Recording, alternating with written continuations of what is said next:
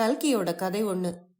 நிறைய ஆட்சிமார்கள் காதுல பாம்படம்னு பெரிய பெரிய அணிகலன்களை அணிஞ்சிருப்பாங்க. அது ரொம்ப கனமா இருக்கும். காதுல பெருசா தொலை போட்டு அதுல கனமான ஆபரணங்களை தொங்க விட்டுருக்கதால அது ஊஞ்சல் ஆடுற மாதிரி ஆடிக்கிட்டு இருக்கும். பாம்படம்ங்கிற அந்த அணிகலன் தோள்பட்ட வரைக்கும் தொங்கிக்கிட்டு இருக்கும்.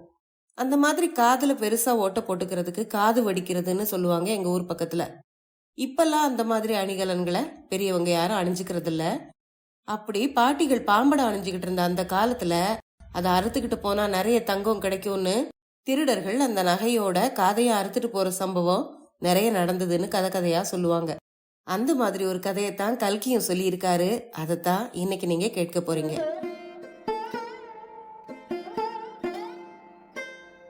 அனைவருக்கும் வணக்கம். நீங்கள் கேட்டுக்கொண்டிருப்பது கதை ரேடியோ தமிழ். இன்னைக்கு நீங்க கேட்க போறது சிறுகதைன்னு சொல்றதை விட ஒரு குறு நாவல்னு சொல்லலாம். கொஞ்சம் நீண்ட கதை. இந்த கதை கல்கி அவர்களால 1950களில் எழுதப்பட்டிருக்கு. பொதுவா கல்கி அவர்கள் எழுதுற ஒவ்வொரு கதைக்கும் ஒரு பின் கதை இருக்கும். ஏற்கனவே பொய்மான் கரடு, கல்வனின் காதலி போன்ற நாவல்கள்ல அந்த கதைகளை எழுதணுங்கிற எண்ணம் அவருக்கு எப்படி ஏற்பட்டது அப்படிங்கிறதையும் அவர் ஒரு குறிப்பா சொல்லியிருப்பாரு. அதே போலதான் இந்த கதையையும் ஒரு முன் கதையோட அவர் சொல்ல ஆரம்பிக்கிறாரு. கதைக்குள்ள போறதுக்கு முன்னால சேனலுக்கு வந்திருக்கிற எல்லாருக்கும் என்னுடைய அன்பான வரவேற்புகள்.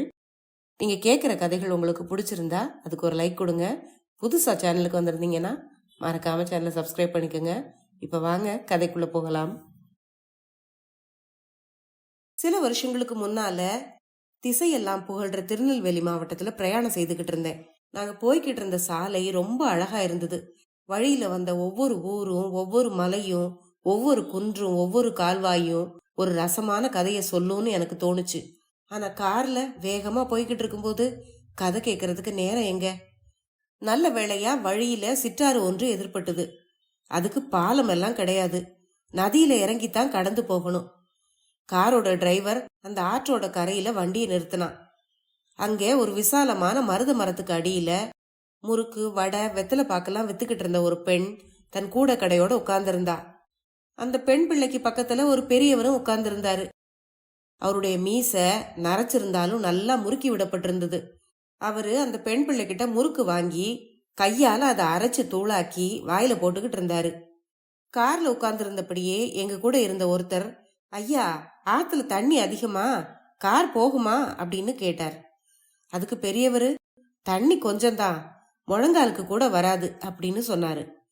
இத கேட்ட டிரைவர் வண்டிய ஆத்துல இறக்குனான். பெரியவர் சொன்னது சரிதான். தண்ணி கொஞ்சமா தான் இருந்தது. அதனால கார் சுலபமா தண்ணீரை கடந்து போயிருச்சு. தண்ணீரை கடக்கிறது தான் கஷ்டம்னு நாங்க நினைச்சுக்கிட்டு இருந்தோம். தண்ணீரை கடந்து அந்த பக்கம் போயாச்சு. ஆனா தண்ணீருக்கு அப்பால ரொம்ப தூரம் பறந்து கிடந்த மணலை காரால தாண்ட முடியல. சில அடி தூரம் போனதுமே காரோட சக்கரங்கள் மண்லையே நல்லா புதைஞ்சு போயிருச்சு. காரோட டிரைவர் என்னெல்லாமோ செய்து பார்த்தான். கார்ல இருந்து விதவிதமான சத்தங்கள்லாம் உண்டாச்சு. மணலும் புகையும் கலந்து பறந்தது. முதல்ல கொஞ்ச நேரம் சக்கரங்கள் சுழல்ற மாதிரி இருந்தது. அப்புறம் அதுவும் சுழல மறுத்து முழுசா வேலை நிறுத்தம் பண்ண ஆரம்பிச்சிருச்சு. வண்டிக்குள்ள இருந்த நாங்க இறங்கி வெளியே வந்தோம். எங்களாலதான் வண்டி நகரலன்னு டிரைவர் நினைச்சாலும் என்னவோ, நாங்க இறங்கினதும் டிரைவர் மறுபடியும் வண்டியை ஸ்டார்ட் பண்ணி வண்டியை கிளப்ப முயற்சி பண்ணான். அதுவும் பலிக்கல. பிறகு டிரைவரும் கார்ல இருந்து கீழே இறங்கினான். கொஞ்ச நேரம் நாங்க எல்லாரும் காரை சுத்தி சுத்தி வந்தோம். எங்க கூட இருந்தவங்கள ஒருத்தர் காருக்கு முன்னால போய் நின்று கன்னத்துல போட்டுக்கிட்டு, அப்பா காரப்பா, சரணம் சரணம் அப்படின்னு சொன்னாரு. ஆனாலும் அந்த கார் அசைஞ்சு கொடுக்கல. வண்டியோ நகர மாட்டேன்ருச்சு. வெயில்ல மணல் வேற காலை பொசுக்கிச்சு. இந்த சுடுற மணல்ல என்னால நிக்க கூட முடியல அப்படின்னு கோபமா சொல்லிட்டு ஆத்து தண்ணீரை திரும்ப காலால நடந்தே கடந்து கரைக்கு வந்தேன். மருத மரத்துக்கு அடியில உட்கார்ந்துருந்த அந்த பெரியவரோட பக்கத்துல போய் என் மேல் துண்டை விரிச்சு உட்கார்ந்தேன். ஐயா, நீங்க இப்படி செய்யலாமா? காரை ஆத்த கிடக்காதுன்னு ஆரம்பத்திலே சொல்லி இருக்க வேண்டாமா அப்படின்னு கேட்டேனா. நல்லா இருக்கே நீங்க கேக்குறது. தண்ணீர் முழங்கால் வரைக்கும் வராதுன்னு சொன்னேன். அப்படித்தானே இருந்தது. நீங்களும் தண்ணியை கடந்து அந்த பக்கம் போயிட்டீங்க இல்லையா? உங்க ஓட்ட மோட்டார் கார் மணல்ல போகாதுங்கிறது எனக்கு எப்படி தெரியும்? நல்ல கதை. காதராக்கள்ல மரகதவல்லிய குதிரையில ஏத்திக்கிட்டு வந்ததால தப்பி பொழைச்சான். உங்களை மாதிரி மோட்டார் கார்ல வந்திருந்தா அவனும் அகப்பட்டுக்கிட்டு முடிச்சிருப்பான் அப்படின்னு சொன்னாரு. அவர் சொன்னதை கேட்டு நான் அடைஞ்ச சந்தோஷத்துக்கு அளவே இல்லை. ஆத்து மணல்ல கார் மாட்டிக்கிட்டாலும் நமக்கு ஒரு நல்ல கதை கிடைக்க போகுதே அப்படிங்கிற சந்தோஷம் எனக்கு. அது என்ன கதை? காதரா கள்ளன்னா யாரு? அப்படி ஒரு கள்ளன் இருந்தானா? நான் கேள்விப்பட்டதே இல்லையே அப்படின்னு கேட்டேன். ஐயா, நீங்க கேள்விப்படாத காரியங்கள் எத்தனையோ இருக்கலாம், அதுக்கெல்லாம் நானா பொறுப்பு அப்படின்னு கேட்டாரு அந்த பெரியவர். ஐயா கோவிச்சுக்காதீங்க, நீங்க ஒரு கதை என்னவோ சொன்னீங்களே அதை சொல்லுங்க அப்படின்னு கேட்டேன். நான் எதிர்பார்த்தது வீண் போகல. அருமையான கதை ஒண்ணு கிடைச்சது. அருமையான கதைன்னு எனக்கு தோணுனதைத்தான் சொல்றேன். இந்த கதையை கேட்டுட்டு அது எப்படிப்பட்ட கதைங்கிறத நீங்களே தீர்மானிச்சுக்கலாம். இப்படி தான் எழுத போற இந்த கதைக்கு ஒரு முன் கதையை சொல்லி இருக்கிறாரு கல்கி. இனிமேதான் மெயின் கதையே வரப்போகுது. அந்த பெரியவர் சொன்ன கதை இதுதான். அதோ ஆத்த கடந்ததும் அப்பால ஒரு கிராமம் தெரியுதே, அந்த ஊரோட பேர் என்னன்னு தெரியுமா? பரி உயிர் காத்த நல்லூர்னு பேரு. ஆமா, எங்க திருநெல்வேலி சீமையில ஊரோட பேர்கள் கொஞ்சம் நீளமா தான் இருக்கும். இந்த கிராமத்துக்கு அந்த பேர் எப்படி வந்ததுங்கிற கதையத்தான் இப்ப நான் உங்களுக்கு சொல்ல போறேன். கொஞ்ச நேரம் நீங்க வந்த வழியை திரும்பி பாருங்க. அதோ ஒரு பொத்தை தெரியுது இல்லையா? உங்க ஊர்ல எல்லாம் அதுக்கு என்ன பேர் சொல்லுவீங்களோ எனக்கு தெரியாது. இந்த ஊர்ல சின்ன மொட்டை குன்றுகளுக்கு பொத்தைன்னு தான் பேரு. அந்த பொத்தைக்கு அப்பால ஒரு புளியந்தோப்பு இருக்கு. நீங்க பாத்தீங்களோ என்னவோ தெரியாது. கார்ல வேகமா வர்றவங்க எங்க பாத்திருக்க போறீங்க? அதனால நான் இப்ப சொல்றது நீங்க நம்ப வேண்டியதுதான். அங்க ஒரு புளிய மரத்தோப்பு இருக்கு. எனக்கு 40 வயசா இருக்கும்போது அங்க புளியஞ்செடிகளை நட்டாங்க. இப்போ அதெல்லாம் பெரிய மரங்கள் ஆயிருச்சு. இப்பெல்லாம் யாரும் புதுசா புளிய மரங்கள்லாம் நடுறதில்ல. அந்தந்த வருஷத்துல பயன் தர்ற விவசாயத்தை தான் செய்யறாங்க. இப்போ இருக்கிற புளிய மரங்கள்லாம் போயிட்டா நம்முடைய சந்ததிகள்லாம் புளிக்கு என்ன செய்ய போறாங்களோ தெரியாது. ஒரு புளியம்பழம் 1 ரூபாய்க்கு விற்கிற காலம் வந்தாலும் வரும். நல்ல வேளை, அப்படிப்பட்ட காலத்தை பாக்குறதுக்கு நான்லாம் உயிரோட இருக்க மாட்டேன். அதை விடுங்க, இப்ப அந்த பொத்தைக்கு போவோம். பொத்தைக்கு பக்கத்துல புளியந்தோப்பு இருக்கிற இடத்துல 60 வருஷத்துக்கு முன்னாலேயும் ஒரு புளியந்தோப்பு இருந்தது. ஒரு நாள் பௌர்ணமி அன்னைக்கு சாயங்காலம் அந்த புளியந்தோப்புல ஆட்கள் வந்து கூட ஆரம்பிச்சாங்க. ஆட்கள்னா இந்த காலத்து மனுஷங்கள மாதிரி நோஞ்சான்கள் இல்ல. 6 அடி உயரம், ஆஜானுபாகுவான ஆட்கள். அவங்கள ஒரு சிலர் கையில தடி வச்சிருந்தாங்க, சிலர் கத்தி, கபடா, வேல், ஈட்டி முதலிய ஆயுதங்களை வச்சிருந்தாங்க. அவங்க வேல்களையும் வாள்களையும் விளையாட்டா ஒன்னோட ஒண்ணு மோத விட்டப்போ டனார் டனார்னு சத்தம் எழுந்தது. தடிகளோட தடிகள் முட்டினப்போ சடபடாங்கிற சத்தம் உண்டாச்சு. அவங்க ஒருத்தரோட ஒருத்தர் பேசின வீர வாதங்கள் பாவநாசத்துல அருவி விழுற ஓசைய மாதிரி பேரிரைச்சலா கேட்டுக்கிட்டு இருந்தது. சூரியன் அப்போ மேற்கே அஸ்தமனமாக ஆரம்பிச்சுது. கொஞ்ச நேரத்துல தக தகன்னு சந்திரன் உதயமானான். அதே சமயத்துல குதிரைகள் வர்ற காலடி சத்தம் கேட்டுது. உடனே அந்த புளியந்தோப்புல பேச்சு அடங்கி நிசப்தம் ஏற்பட்டது. ஒருத்தருக்கு ஒருத்தர் காதோட மகாராஜா வர்றாரு, மகாராஜா வர்றாரு அப்படின்னு சொல்லிக்கிட்டாங்க. கொஞ்ச நேரத்துக்கெல்லாம் 7-8 குதிரைகள் வந்தது. ஒவ்வொரு குதிரை மேலையும் ஒரு வீரன் இருந்தான். எல்லாருக்கும் முதல்ல வந்தவன் தான் அவங்களோட தலைவன். அவன் பேரு தில்லைமுத்துத்தேவன். அவனைத்தான் மகாராஜான்னு அந்த வீரர்கள் அழைச்சாங்க. தில்லைமுத்துத்தேவன் ஒரு பெரிய பாளையக்காரன், 60 கிராமங்களுக்கு அதிபதி. அவன் சொல்லிட்டா எந்த நேரமும் 1000 ஆட்கள் வந்துருவாங்க. சண்டையில உயிரை கொடுக்கவும் தயாரா வருவாங்க. பாளையக்காரன் தில்லைமுத்துத்தேவன் புளியந்தோப்புக்கு வந்ததும் தோப்புல இடவெளி இருந்த ஒரு இடத்த பிடிச்சு அங்க குதிரையில இருந்து இறங்குனான். அவன் கூட வந்த மத்தவங்களும் குதிரையில இருந்து இறங்குனாங்க. முன்னமே தயாரா வச்சிருந்த ஒரு சிம்மாசனத்தை கொண்டு வந்து அவங்க போட்டாங்க. அது மேல காலை போட்டுக்கிட்டு தில்லைமுத்துத்தேவன் உட்கார்ந்தான். அவனோட மதிமந்திரியான நல்லமுத்துத்தேவன் உடனே வெத்தலை பாக்கு பெட்டியை எடுத்து பாக்கும் வெத்திலையும் எடுத்து கொடுத்தான். பாளையக்காரன் வெத்தலை பாக்க குதப்பிக்கிட்டே, நல்லமுத்து, உனக்கு என்ன தோணுது? கருடாசலத்தேவன் நாம சொல்லி அனுப்புற மாதிரியே சமாதானம் பேசுறதுக்கு வருவான்னு நினைக்கிறியா அப்படின்னு கேட்டான். கட்டாயம் வருவான் மகாராசா. அவன் தலை என்ன இரும்பா? அப்படி வராட்டா என்ன நடக்கும்னு அவனுக்கு தெரியாதா அப்படின்னு கேட்டான் நல்லமுத்துத்தேவன். அவன் வராட்டா என்ன நடக்கும்?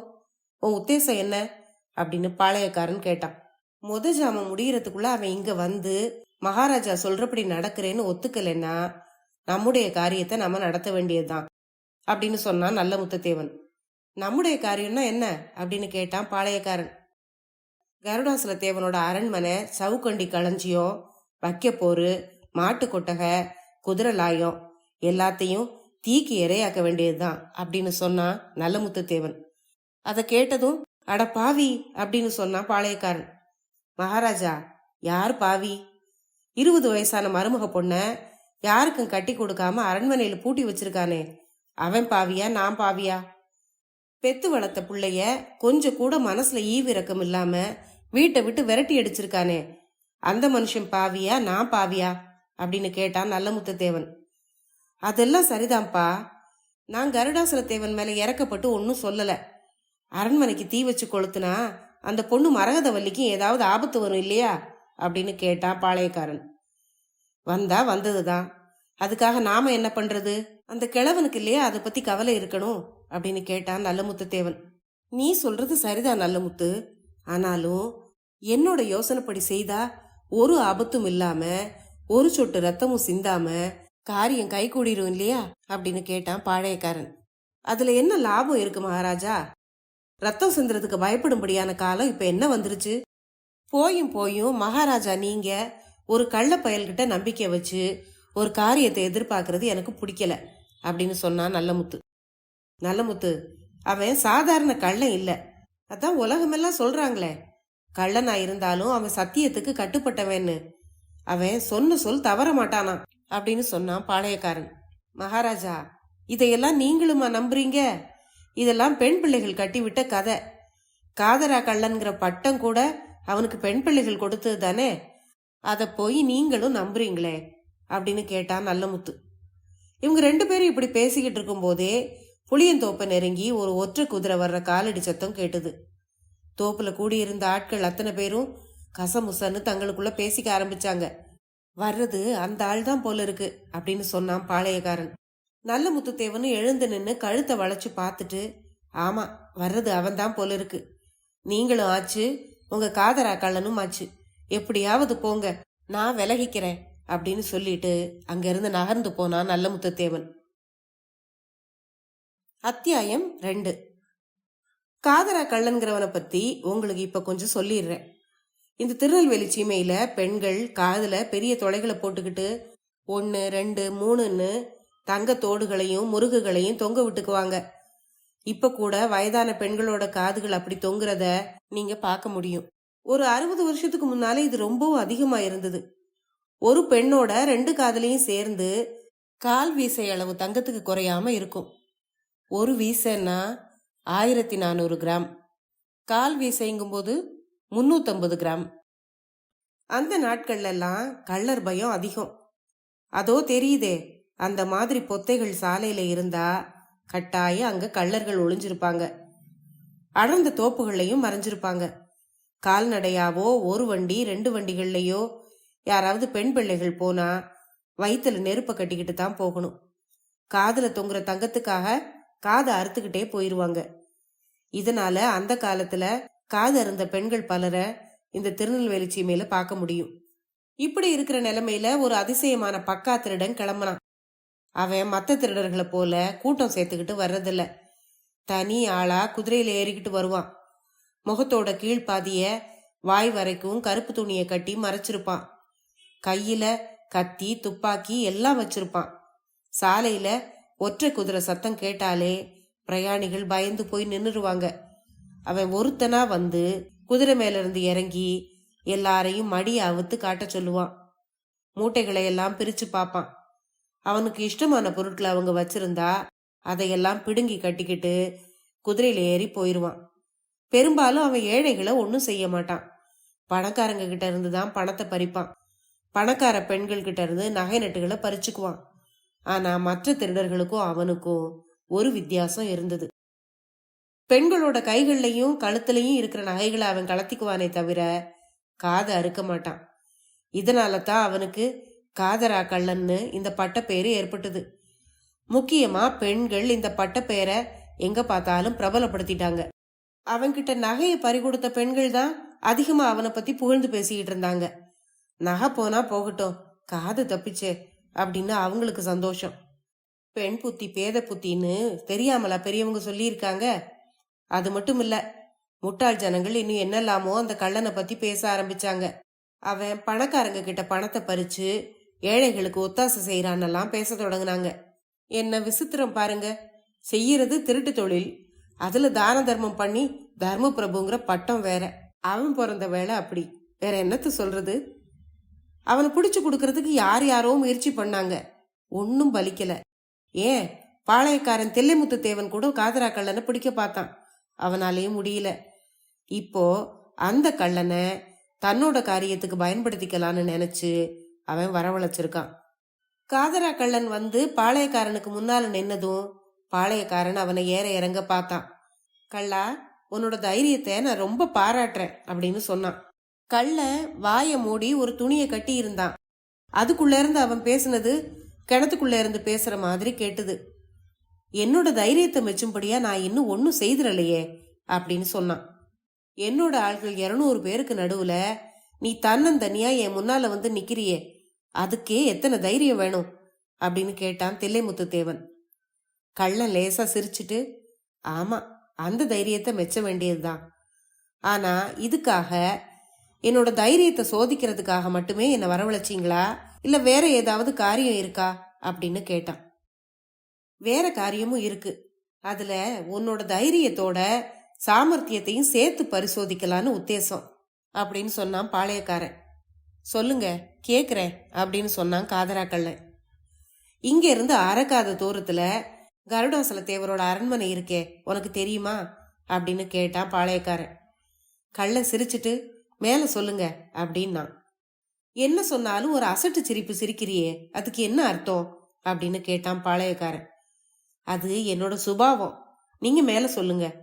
கருடாசல தேவரோட அரண்மனையை எனக்கு தெரிஞ்சா என்ன, தெரியாம போனா என்ன, அங்க உங்களுக்கு என்ன காரியம் ஆகணும் அத சொல்லுங்க அப்படின்னு சொன்னான் காதரா கள்ளன். சரி, சொல்றேன் கேளு. கருடாசல தேவர் ராத்திரி 2ஆம் ஜாமத்துல இங்க என்ன பாக்குறதுக்காக வருவாரு. அநேகமா இந்நேரத்துக்கே அவர் அரண்மனையை விட்டு புறப்பட்டு இருப்பாரு. ஒன்ன மாதிரி அவர் தனியாலாம் வரமாட்டாரு. அவருக்கு முக்கியமான ஆட்களை துணைக்கு அழைச்சிக்கிட்டு வருவாரு. அரண்மனையில அந்த சமயத்துல காவல் காக்கிறதுக்கு அதிகம் பேர் இருக்க மாட்டாங்க. என்ன தெரியுதா? நல்லா தெரியுது. அந்த சமயத்துல நான் என்ன செய்யணும் சொல்லுங்க. இங்க இருந்து நீ சாலை வழியா போகாம வேற குறுக்கு வழியா போகணும். கருடாசல தேவரோட அரண்மனைய நெருங்கணும். உன்னோட புகழ் தான் எங்கேயும் பரவி இருக்கே. உன்னை பார்த்த உடனே அரண்மனையை காவல் காக்குறவங்க நடுநடுங்கி போயிருவாங்க. பிறகு உன்னோட சாமர்த்தியத்தால நீ அரண்மனைக்குள்ளே எப்படியாவது புகுந்துடணும். அங்க கருடாசல தேவரோட மருமகள் மரகதவல்லி இருப்பா. அவளை கடந்த 5 வருஷமா கருடாசல தேவர் சிறையில வச்சிருக்கிற மாதிரி வச்சிருக்காரு. அவளை விடுதலை செய்து கொண்டு வந்து என்கிட்ட ஒப்படைக்கணும். கள்ளா, என்ன சொல்ற, உன்னால இது முடியுமா அப்படின்னு கேட்டான் பாளையக்காரன். கள்ளன் கொஞ்ச நேரம் மௌனமாயிருந்தான். பிறகு, எதுக்காக மரகதவல்லியை கொண்டு வர சொல்றீங்க, அந்த பெண் விஷயத்துல உங்களுடைய நோக்கம் என்ன அப்படின்னு கேட்டான். நோக்கம் என்னவா இருக்கும், நீ தான் ஊகிச்சுக்கோ. ஏன், 3 வருஷத்துக்கு முன்னாலேயே மரகதவல்லியே எனக்கு கட்டி கொடுக்கும்படி கருடாசல தேவர்கிட்ட கேட்டேன். அவர் கண்டிப்பா முடியவே முடியாதுன்னு சொல்லிட்டாரு. முடியாதுன்னு சொன்னாரே ஒழிய அதுக்கு காரணம் எதுவும் சொல்லல. ஆனா நான் ஒண்ணுல மனசை செலுத்திட்டா லேசுல விட்டுற மாட்டேன். பலாத்காரமா அவருடைய அரண்மனையில புகுந்து மரகதவல்லியை கைப்பற்றி கொண்டு வர்றதுன்னு தீர்மானம் பண்ணிட்டேன். அதுக்கு இன்னைக்கு தான் நாள் குறிப்பிட்டிருந்தேன் அப்படின்னு சொல்லி நிறுத்தினான் பாளையக்காரன். பின்ன என்ன எதுக்காக கூப்பிட்டு அனுப்புனீங்க? இத்தனை ஆட்களோட நீங்க போய் செய்ய முடியாத ஒரு காரியத்தையா நான் செய்ய போறேன் அப்படின்னு கேட்டான் காதரா கள்ளன். செய்ய முடியாத காரியம்னு யார் சொன்னது? நான் படையெடுப்புக்கு ஆயத்தம் பண்றத கருடாசல தேவர் தெரிஞ்சுக்கிட்டு ஆள் மேல ஆள் விட்டாரு. கடைசியா இன்னைக்கு இந்த புளியந்தோப்புல சமாதானம் பேச வர்றதா சொல்லி அனுப்புனாரு. நானும் அதுக்கு சம்மதிச்சேன். அவர் என்ன சமாதானம் பேச போறாருன்னு எனக்கு தெரியாது. ஆனா அந்த மனுஷர் 3 வருஷமா என்னை காக்க வச்சு இழுத்தடிச்சதுக்கு பழி வாங்க வேண்டாமா? அவரும் நானும் இங்க உட்கார்ந்து சமாதான பேச்சு பேசிக்கிட்டு இருக்கும்போது நீ அந்த பொண்ணை கொண்டு வந்து என்கிட்ட ஒப்படைச்சா அவருக்கு நல்ல புத்தி புகட்டினதா இருக்கும் இல்லையா? வீணா ரத்த சேதம் ஏற்படாம தடுத்தபடியாகவும் இருக்கும் அப்படின்னு சொன்னான் பாளையக்காரன். அப்படியே ரத்த சேதம் ஏற்பட்டாலும் அது இந்த கள்ளனோட ரத்தமா இருக்கட்டும்னு உங்களுக்கு உத்தேசமாக்கும் அப்படின்னு கேட்டான் காதரா கள்ளன். என்ன இப்படி கேக்குற? அப்படின்னா உனக்கு போக இஷ்டம் இல்லையா? பயப்படாத, உன் மனசுல உள்ளத உள்ளபடி சொல்லிரு அப்படின்னு சொன்னான் பாளையக்காரன். சரி, நீங்க சொல்றபடி செய்து முடிச்சா எனக்கு என்ன லாபம் அப்படின்னு கேட்டான் காதரா கள்ளன். இன்னைக்கு ராத்திரி மரகதவல்லியை இங்க கொண்டு வந்து என்கிட்ட ஒப்படைச்சிட்டேன்னா அப்புறம் என்னுடைய ஆட்கள் எப்பவுமே உன்னை தேட மாட்டாங்க. நானும் உன்னோட வழிக்கே வரமாட்டேன் அப்படின்னு சொன்னான் பாளையக்காரன். நீங்க சொல்ற காரியத்தை நான் செய்யாட்டா என்ன பண்ணுவீங்க அப்படின்னு கேட்டான் காதரா கள்ளன். நான் சொல்ற காரியத்தை நீ செய்யலன்னா இன்னைக்கு இங்க இருந்து நீ பத்திரமா போயிடலாம். ஆனா நாளையில இருந்து நீ என்னுடைய விரோதி. என்னோட ஆட்கள் சுத்தி சுத்தி உன்னை தேட ஆரம்பிப்பாங்க. நீ எந்த மலை குகையிலேயோ அல்லது மேக மண்டலத்திலேயோ போய் ஒளிஞ்சுக்கிட்டாலும் உன்னை பிடிச்சு போலீஸார்கிட்ட கொடுத்துட்டு தான் நான் மறுகாரியம் பார்ப்பேன். இப்ப என்ன சொல்ற அப்படின்னு கேட்டான் பாளையக்காரன். கள்ளன் கொஞ்ச நேரம் யோசனையில ஆழ்ந்திருந்தான். பிறகு, ஆகட்டும், நான் போய் பார்க்கறேன். ஆனா நீங்க சொல்ற காரியத்துல நான் வெற்றி பெறுவேனோ என்னவோ தெரியாது அப்படின்னு சொன்னான் காதரா கள்ளன். வெற்றி தோல்வியை பத்தி கவலைப்படாத. நீ வெற்றி பெறலைன்னாலும் நான் இருக்கேன், என்னோட ஆட்கள் இருக்காங்க, அதை பத்தி கவலை இல்லை அப்படின்னு சொன்னான் தில்லைமுத்து தேவன். காதரா கள்ளன் குதிரை மேல வேகமா தாவி ஏறி உட்கார்ந்தான். அவனோட குதிரை விரைவா போக ஆரம்பிச்சுது. அத்தியாயம் 3. இந்த சமயத்துல கோழிக்கூவாபுத்தூர் கருடாசல தேவரை பத்தி உங்களுக்கு சொல்லியே ஆகணும்.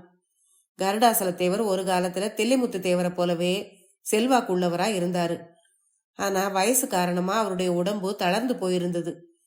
அதை காட்டிலும் அவருடைய வாழ்க்கையில சில துயர சம்பவங்கள் ஏற்பட்டு அவரு மனமுடைஞ்சு போயிருந்தாரு. முக்கியமா 5-6 வருஷத்துக்கு முன்னால அவருக்கும் அவருடைய ஒரே மகனுக்கும் சண்டை உண்டாகி பையன் வீட்டை விட்டு வெளியே போயிட்டான். ஒரு சின்ன விஷயத்துல அப்பாவுக்கும் மகனுக்கும் மனவேற்றுமை உண்டாயிருச்சு. தந்தை மகன் 2 பேருமே பிடிவாதக்காரங்களா இருந்ததால அந்த வேற்றுமை முற்றி விபரீதமாயிருச்சு. குடிமயக்கத்துல இருந்த கருடாசல தேவர் சொன்னபடி மகன் எதையோ செய்யலைங்கிறதுக்காக 4 பேர் இருக்கும்போது அவன் மேல செருப்பை விட்டு எறிஞ்சாரு கருடாசல தேவர். ரோசக்காரனான மகன், இனி உங்க முகத்துல நான் முழிக்க மாட்டேன் அப்படின்னு சொல்லிட்டு அரண்மனையில இருந்து கிளம்பி போயிட்டான். அதுக்கு பிறகு அவன் திரும்பி வரவே இல்லை. தன்னுடைய ஒரே அருமை மகன் வீட்டை விட்டு போன கொஞ்ச நாளுக்கெல்லாம் தேவரோட மனைவி அந்த ஏக்கத்தினாலேயே படுத்த படுக்கையாகி உயிரை விட்டுட்டா. ஆனா கருடாசல தேவருக்கு இரும்பு மாதிரி மனசு. அவர் கொஞ்சம் கூட மகனுக்காக வருத்தப்பட்ட மாதிரி தெரியல.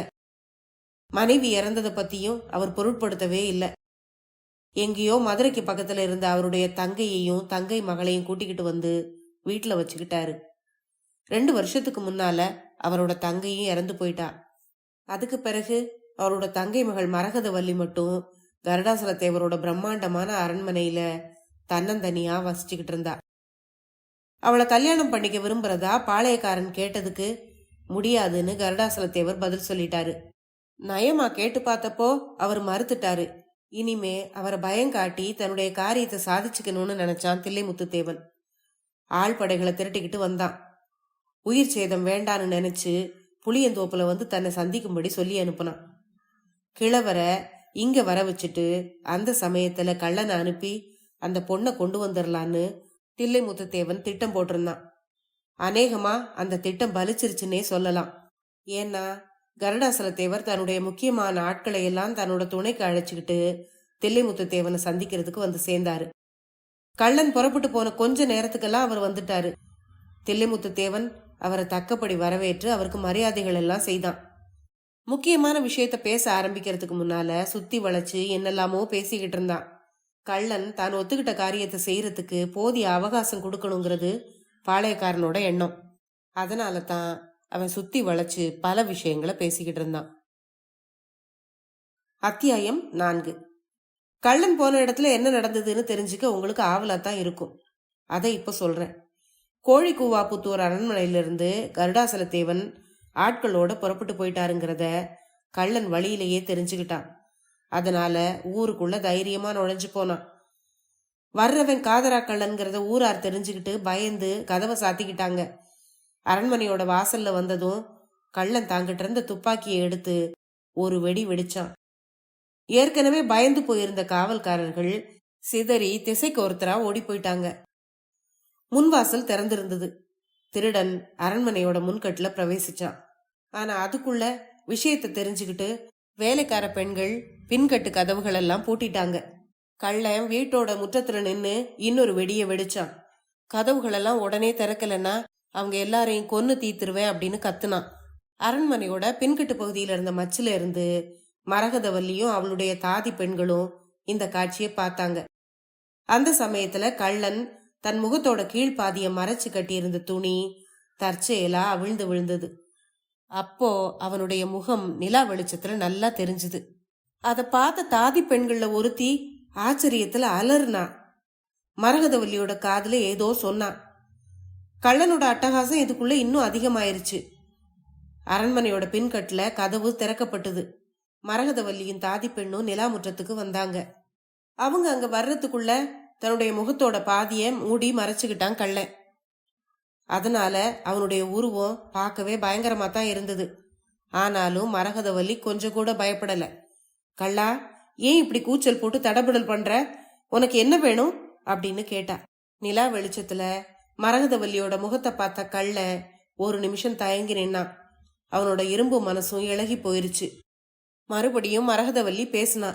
இங்க பாரு, இங்க ஆண் பிள்ளைகள் யாரும் இல்ல, பெண்கள் தான் இருக்கோம். இங்க வந்து எதுக்கு ஆர்ப்பாட்டம் பண்ற? உனக்கு என்ன வேணும்?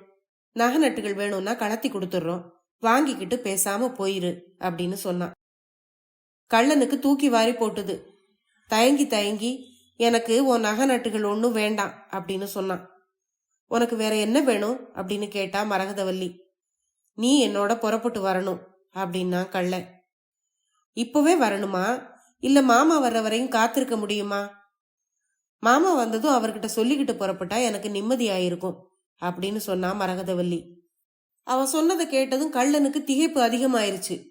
என்ன, என்னை ஏமாத்தலான்னு பாக்குறியா? அதெல்லாம் முடியாது.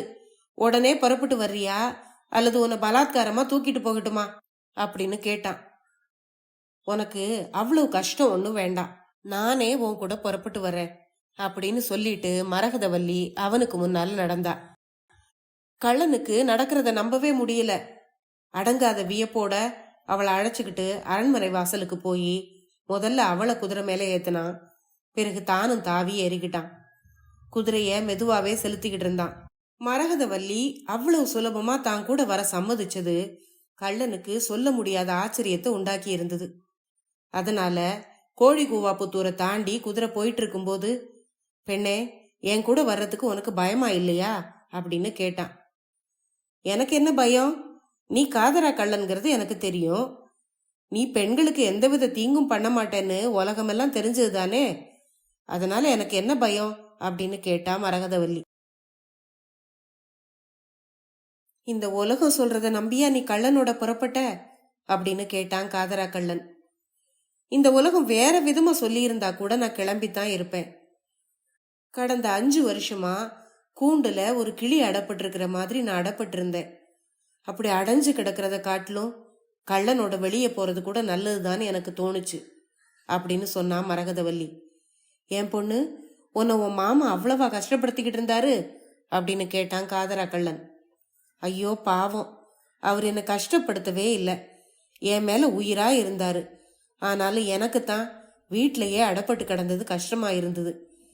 அந்த கடும் சிறைச்சாலையிலிருந்து என்ன நீ விடுதலை பண்ணினியே, உனக்கு நான் எந்த விதத்துல கைமாறு செய்ய போறேனோ தெரியல அப்படின்னு சொன்னா மரகதவல்லி. அசட்டு பெண்ணே, அதிகமா சந்தோஷப்படுறாத அப்படின்னு சொன்னான் காதரா கள்ளன். ஏன், நான் அதிகமா சந்தோஷப்படுறது உனக்கு பொறுக்கலையா அப்படின்னு கேட்டா மரகதவல்லி. உன்னை நான் எதுக்காக அழைச்சிட்டு போறேங்கிறத தெரிஞ்சுக்கிட்டு அப்புறம் சந்தோஷப்படு. பாளையக்காரன் தில்லைமுத்து தேவரை பத்தி கேள்விப்பட்டிருக்கியா? ஆமா, அந்த மனுஷர் என்ன கல்யாணம் பண்ணிக்க ஆசைப்படுறதா கேள்விப்பட்டேன் அப்படின்னு சொன்னா மரகதவல்லி. அவர்கிட்ட தான் உன்னை கொண்டு போய் ஒப்படைக்க போறேன், அதுக்காகத்தான் உன்னை அழைச்சிக்கிட்டு போறேன் அப்படின்னு சொன்னான் காதரா கள்ளன். அட பாவி அப்படின்னு அலர்னா மரகதவல்லி. ஏன் என்ன திட்டுற? பாளையக்காரர் தில்லைமுத்து தேவர் ரொம்ப பெரிய மனுஷர். அவர்கிட்ட இருக்கிற பணத்துக்கு கணக்கே கிடையாது. அவரோட எல்லைக்குள்ள அவர் தான் ராஜா. அவரை கல்யாணம் பண்ணிக்கிட்டா நீ ராணி மாதிரி இருக்கலாம் அப்படின்னு சொன்னான் காதரா கள்ளன். சீச்சி, நான் எதுக்கு ராணியாக போறேன்? ஐயோ, நீ இப்படியா செய்ய போற? இது தெரிஞ்சிருந்தா நான் உன் கூட வந்தே இருக்க மாட்டேனே அப்படின்னு புலம்புனா மரகதவல்லி. அதனாலதான் அவசரப்பட்டு சந்தோஷப்படாதேன்னு சொன்னேன். இப்ப தெரியுதா அப்படின்னு கேட்டான் காதராக்கள்ளன். கூண்டுல இருந்து கிளிய விடுதலை செய்து காட்டு பூனைக்கிட்டையா ஒப்படைக்க போற? இந்த மாதிரி பாவத்தை யாராவது செய்வாங்களா அப்படின்னு கேட்டா மரகதவல்லி. பாவமாவது புண்ணியமாவது பெரிய பாவத்தை நான் தடுத்தேன். நான் உன்னை இப்படி அழைச்சு போகலன்னா தில்லுமுத்து தேவர் 200 ஆட்களோட வந்திருப்பாரு. உன் மாமனோட உயிருக்கு ஆபத்து வந்திருக்கும். உங்க ஊரே பத்தி எரிஞ்சிருக்கும். எத்தனையோ பேர் செத்து போயிருப்பாங்க. இவ்வளவு பாவங்களையும் தடுக்கிறதுக்காகத்தான் நான் வந்தேன் அப்படின்னு சொன்னான் காதராக்கள்ளன். ஐயோ, என்னாலயா இவ்வளவு சங்கடம்? மாமா வேற சாயங்காலம் 50 ஆட்களோட புறப்பட்டு போனாரே, எங்க போனார்னு தெரியலையே அப்படின்னா மரகதவல்லி. எனக்கு தெரியும், சொல்றேன். அதோ கொஞ்ச தூரத்துல ஒரு பொத்தை தெரியுது இல்லையா, அதுக்கு பக்கத்துல ஒரு புளியந்தோப்பு இருக்கு. அதுல தில்லைமுத்து தேவரும் அவரோட 200 ஆட்களும் இருக்காங்க. உன்னோட மாமா அங்கதான் போயிருக்காரு அப்படின்னு சொன்னான் காதராக்கள்ளன். ஐயோ, அப்ப அங்க 2 கட்சிக்கும் சண்டை வந்திருக்குமோ அப்படின்னு கேட்டா மரகதவல்லி. சண்டையெல்லாம் வந்திருக்காது. சண்டை நடக்காம தடுக்கிறதுக்காகத்தான் நான் உன்னை கொண்டு வரதா சொல்லிட்டு வந்தேன். தில்லைமுத்து தேவர் இப்போ உன் மாமா கிட்ட சமாதானமா பேசிக்கிட்டு இருப்பாரு அப்படின்னு சொன்னான் காதராக்கள்ளன். நீ என்ன அங்க கொண்டு போய் விட்டா அப்புறம் என்ன ஆகும் அப்படின்னு கேட்டா மரகதவல்லி.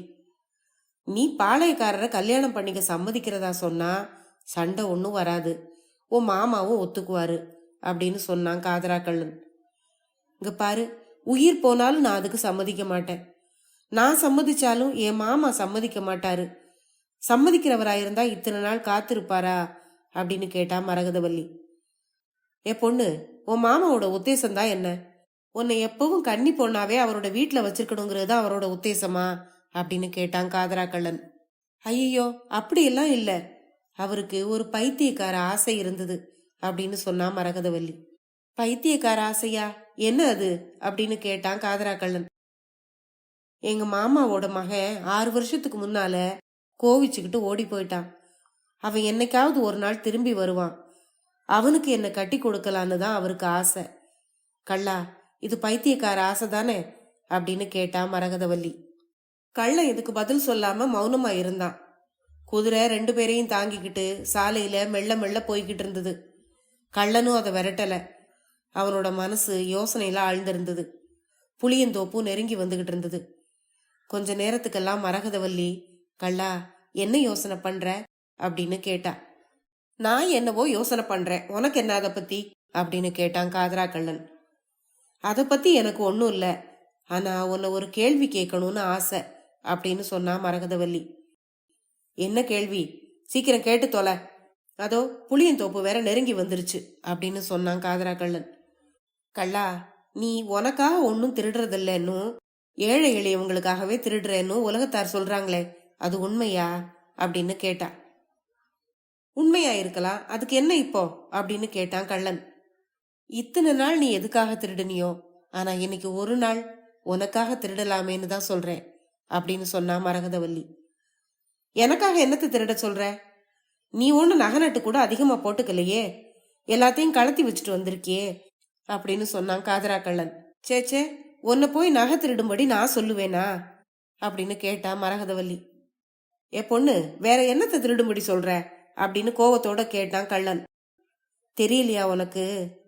உன்னை பத்தி என்னவெல்லாமோ பிரமாதமா சொல்றாங்களே, இவ்வளவு புத்தி கட்டையான மனுஷனா நீ? அந்த பாளையக்காரனுக்கு நாமத்தை போட்டுட்டு நீ ஏன் என்ன திருடிக்கிட்டு போனுதான் சொல்றேன் அப்படின்னு சொன்னா மரகதவல்லி. மரகதவல்லி சொன்ன இந்த வார்த்தைகளை கேட்டதும் கள்ளனோட உடம்பு சிலிர்த்து போயிருச்சு. குதிரையை ஒரு நிமிஷம் நிறுத்தினான். தனக்கு முன்னால முன்பக்கம் பார்த்து உட்கார்ந்திருந்த மரகதவல்லிய தன்னை பார்க்கும்படி திருப்பி உட்கார வச்சுக்கிட்டான்.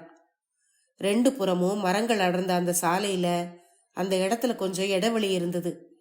வெண்ணிலாவோட வெளிச்சம் மரகதவல்லியோட முகத்துல பட்டுச்சு. கள்ளன் தான் முகமூடிய நீக்கிக்கிட்டான். மரகதவல்லியோட முகத்தை தூக்கி பிடிச்சு கனிவோட உற்று பார்த்தான். பெண்ணே, நீ சொல்றது என்னன்னு தெரியாம சொல்ற.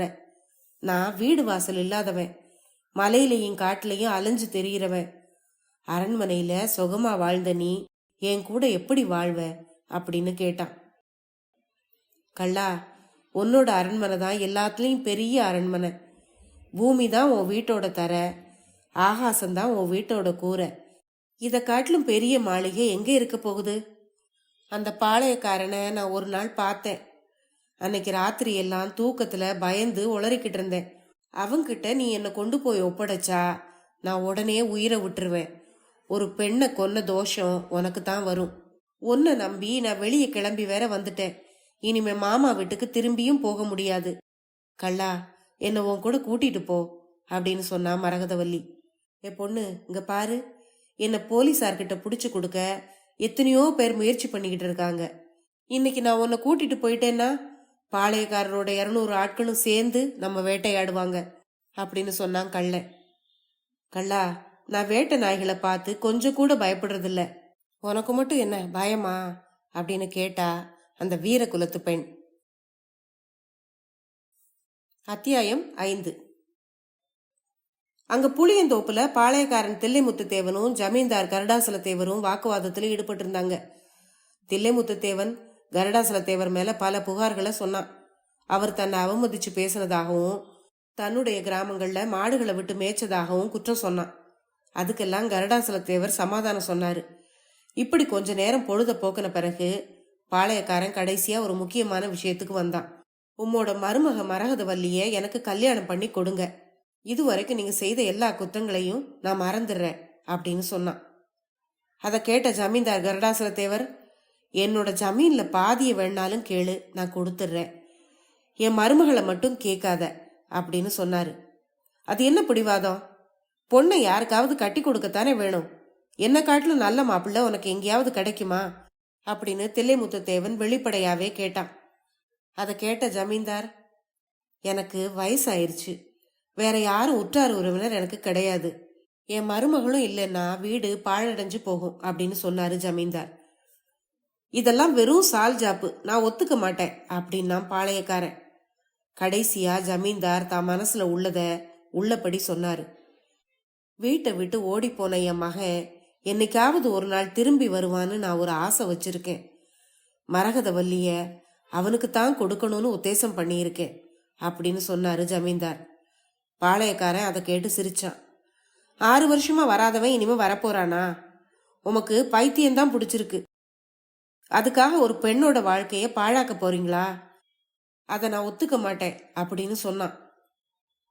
இப்படி ஜமீன்தார் கூட அவன் வாக்குவாதம் பண்ணிக்கிட்டு இருக்கும் போதே பாளையக்காரனுடைய காது கவனமா உற்று கேட்டுக்கிட்டு இருந்தது. சாலையில குதிரை வர்ற சத்தம் கேக்குதான்னு தான் அவன் கவனிச்சுக்கிட்டு இருந்தான். ஏறக்குறைய சந்திரன் உச்சி வானத்துக்கு வந்தப்போ கொஞ்ச தூரத்துல குதிரையோட காலடி சத்தம் கேட்டுது. உடனே பாளையக்காரன் எழுந்தான். நீங்க உங்க மருமகளை ஏதோ பத்திரமா அரண்மனையில வச்சு பாதுகாக்கிறதா நினைச்சுக்கிட்டு இருக்கீங்க. நீங்க இல்லாத சமயத்துல அங்க என்ன நடக்குதோ என்னவோ. வயசுக்கு வந்த பொண்ணு எத்தனை நாளைக்கு உம்முடைய அதிகாரத்துக்கு உட்பட்டிருப்பா அப்படின்னு கேட்டான். அதை கேட்டதும் ஜமீன்தாருக்கு ரத்தம் கொதிச்சு கண்கள் செவந்து போச்சு. சீச்சி, நீயும் ஒரு மனுஷனா? உன்கிட்ட போய் பேச வந்தேனே அப்படின்னு எழுந்திருச்சாரு. அதை பார்த்த பாளையக்காரன், கொஞ்சம் பொறுங்க, குதிரையில யார் வருதுன்னு பார்த்துட்டு வர்றேன் அப்படின்னு சொல்லிட்டு சாலையை நெருங்கி போனான். அவன் நகர்ந்ததும் அவனுடைய ஆட்கள் ஜமீன்தாரை சூழ்ந்துகிட்டு அவரை தடுக்கிற மாதிரி நின்னுகிட்டு இருந்தாங்க. இப்படிப்பட்ட இக்கட்டுல நாமே வலிய வந்து அகப்பட்டுக்கிட்டோமே, இதுல இருந்து எப்படி தப்பிக்கிறது அப்படின்னு கருடாசல தேவர் யோசனையில ஆழ்ந்தாரு. தில்லைமுத்து தேவன் சாலைக்கு அருகில போய் நின்னான். குதிரை புளியந்தோப்பை நோக்கி வேகமா வந்துகிட்டு இருந்தது. அவனுடைய காது ரொம்ப கூர்மை உள்ளது. வர்ற குதிரை மேல 2 பேர் ஏறி வர்றாங்கங்கிறத குதிரையோட காலடி சத்தத்துல இருந்தே தெரிஞ்சுக்கிட்டான். அவனோட உற்சாகம் எல்லையை கடந்தது. தான் ஆசைப்பட்ட விஷயம் இவ்வளவு எளிதா நிறைவேறிடுச்சேன்னு அவன் சந்தோஷப்பட்டுக்கிட்டு இருந்தான்.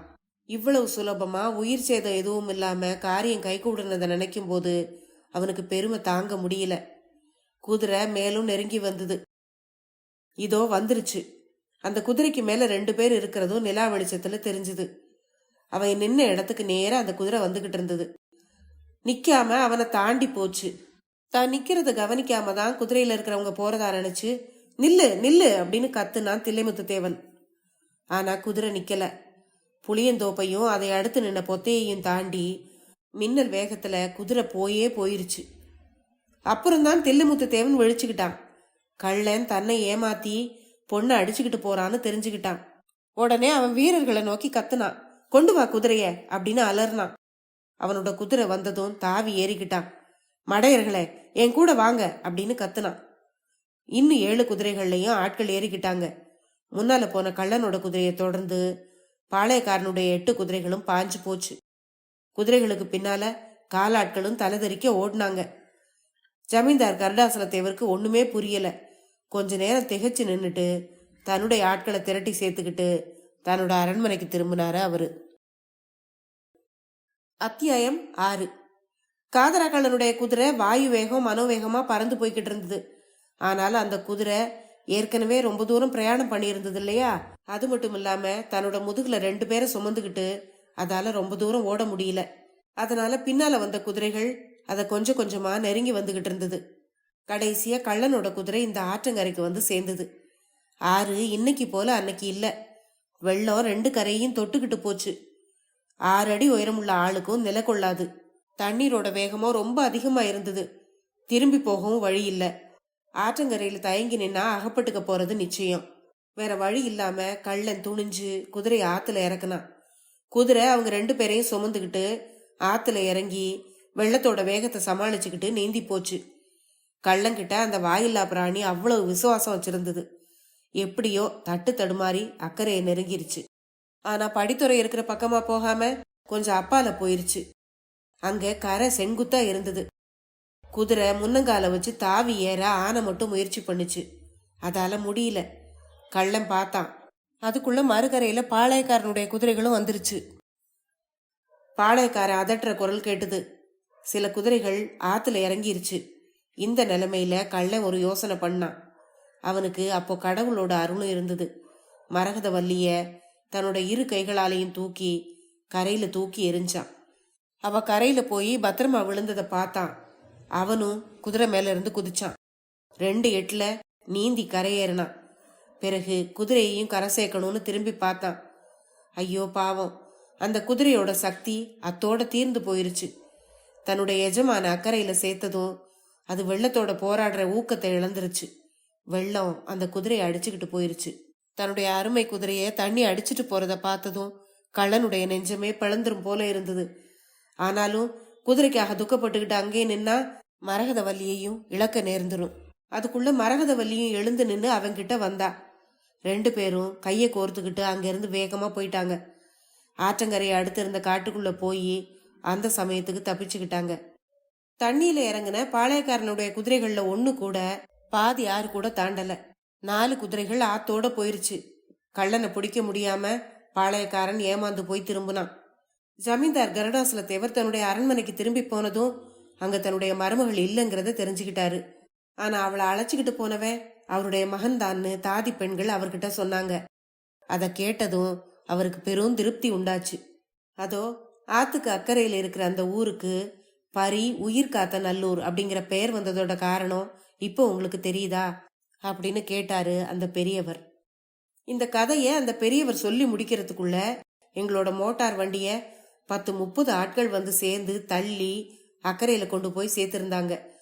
என்னையும் வரும்படி சொல்லி மோட்டாரோட ஹாரன் அலறுச்சு. கதை ரொம்ப நல்லா இருக்கு அப்படின்னு சொல்லி அந்த கிழவனார்கிட்ட 5 ரூபாய் நோட்டு 1 நீட்டினேன். அவர் அதை வாங்கி மடியில சொருகிக்கிட்டு, ஐயா இது கதை இல்ல, உண்மையா நடந்தது அப்படின்னு சொன்னாரு. உண்மையா நடந்ததுன்னு எப்படி சொல்றீங்க? நீங்க அதை பாத்தீங்களா அப்படின்னு கேட்டேன். ஆமா, பார்க்கத்தான் பார்த்தேன் அப்படின்னு கிழவர் சொன்னதும் எனக்கு தூக்கி வாரி போட்டுது. ஓஹோ, கள்ளன் தப்பிச்சுக்கிட்டு போறதுக்கு நீங்க ஒருவேளை உதவி செய்தீங்களா அப்படின்னு கேட்டேன். இல்ல ஐயா, நான் அவனுக்கு எந்த உதவியும் செய்யல. ஆனா அவனாலதான் எனக்கு ரொம்ப பெரிய உதவி கிடைச்சது அப்படின்னு சொன்னாரு பெரியவர். அந்த காதரா கள்ளன் உயிரோடு இருக்கும் போதும் எத்தனையோ பேருக்கு உதவி செய்தான். இறந்த பிறகும் ஒரு பெரிய குடும்பத்தை காப்பாத்திட்டு வர்றான். அவன் புண்ணியவான்யா அப்படின்னு சொன்னாரு பெரியவர். அப்படி அவன் உங்களுக்கு என்ன உதவி செய்தான் அப்படின்னு கேட்டேன் நான். பெரியவர் தன்னோட மடியில வச்சிருந்த ஒரு பழைய நஞ்சு போன காகிதத்தை எடுத்து காட்டினாரு. இத பாருங்க அப்படின்னு சொல்லி கொடுத்தாரு. அதுல ஆங்கிலத்துல ஏதோ டைப் செய்யப்பட்டிருந்தது. அதை நான் வாசிச்சேன். அந்த கடிதத்துல சர்க்கார் முத்திரையும் பதிக்கப்பட்டிருந்தது. அந்த காகிதத்துல இருந்தது இதுதான்: காது அறுக்காத கள்ளன் என்று இந்த பக்கங்களில் பிரசித்தி பெற்றிருந்த முத்து விஜய சேதுதேவன் எனும் பக்கா திருடனை பிடிப்பதற்கு உளவு கூறி ஒத்தாசை செய்த கொள்ளை முத்து தேவனுக்கு இந்த போலீஸ் சர்டிபிகேட்டும் மாதம் 15 ரூபாய் வீதம் பென்ஷனும் கருணை தொகையாக பிரிட்டிஷ் துரைத்தனத்தாரால் அளிக்கப்படுகிறது. அந்த காகிதத்தை படிச்சதும் அந்த பெரியவரை கொஞ்சம் அருவருப்போட பார்த்துட்டு நான் எழுந்தேன். ஐயா, அந்த புண்ணியவானுக்கு நான் எவ்வளவோ நன்றி கடன் பட்டிருக்கேன். கடந்த 50 வருஷமா அவனாலதான் என்னோட குடும்பம் பொழைச்சுக்கிட்டு வருது. 7 தலைமுறைக்கும் நான் அவனுக்கு கடமைப்பட்டவன் அப்படின்னு சொன்னாரு அந்த பெரியவர். நான் பதில் எதுவும் சொல்லல. வேகமா ஆற்றை கடந்து அக்கறைக்கு போய் அங்க நின்று கார்ல ஏறிக்கிட்டேன். அந்த கிழவனார் இருந்த இடத்துல இருந்து சீக்கிரத்துல போனா போதும்னு இருந்தது எனக்கு. இப்ப இந்த பாரத நாடு சுதந்திரமாகி குடியரசு பதவியை அடைய போகுது. இந்த நாள் நெருங்குற சமயத்துல அந்த கிழவனார் சொன்ன கதை எனக்கு ஞாபகத்துக்கு வருது. காதரா கள்ளனை காட்டி கொடுத்து நன்மை அடைஞ்ச அந்த கிழவனார் அந்த கள்ளனை இன்னைக்கு வரைக்கும் நினைச்சுக்கிட்டு அவன் மேல நன்றியோடையாவது இருக்காரு. ஆனா பாரத நாட்டு மக்களாகிய நாம அந்நிய ஆட்சியிலிருந்து விடுதலை வாங்கி கொடுத்த காந்தி மகாத்மாவை யமன் கிட்ட காட்டி கொடுத்துட்டோம். அவரை நாம நன்றியோட ஞாபகம் வச்சுக்கிட்டாவது இருக்க போறோமா அப்படின்னு கேட்டு இந்த கதையை முடிச்சிருக்காரு அமரர் திரு கல்கி அவர்கள். ஆங்கில ஆட்சியில நடந்த ஒரு கதையை சொல்லி கடைசியில நம்ம கிட்ட ஒரு கேள்வியும் கேட்டிருக்காரு திரு கல்கி அவர்கள். இந்த கதையை பற்றி உங்களுடைய கருத்துக்களை மறக்காம கமெண்ட்ல சொல்லுங்க. அடுத்த பதிவுல இன்னொரு சுவாரஸ்யமான கதையுடன் சந்திப்போம். நன்றி.